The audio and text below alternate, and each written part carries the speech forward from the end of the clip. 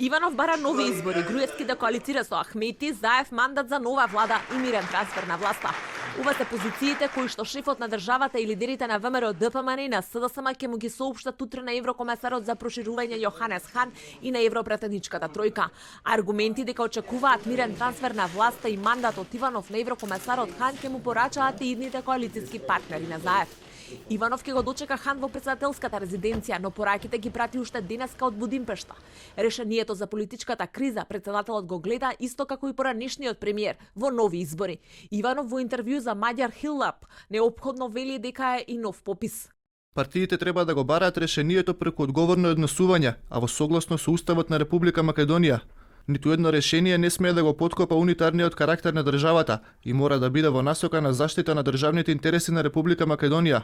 Се разбира, можно решение за надминување на ситуацијата се и нови предвремени парламентарни избори, на кои граѓаните ќе се изјаснат и за темите кои се наметнаа во постизборниот период.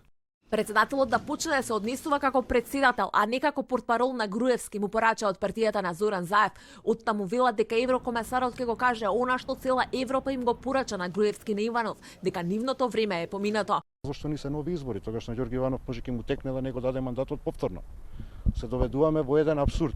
Во Македонија имаше избори, на Македонија не и се потребни избори. Граѓаните на Република Македонија кажаа дека сакаат промени, формирано е ново владино мнозинство во парламентарна демократија, каква што е Република Македонија. Ѓорги Иванов нема право да се противи на Уставот на Република Македонија. Лидерот на ВМРО ДПМН, кој пак последен е на агендата средби на еврокомесарот, пред изјавата на Хан, веќе неколку пати ги порача неговите очекувања и барања од средбата. Од ВМРО ДПМН најавија дека тој ќе дојде со 3 барања на состанокот: осуда за така наречената тиранска платформа, барање да се почитува принципот победник со победник, воспоставен со мајскиот договор под покровителство на меѓународната заедница, како и деблокада на македонските евроинтеграции.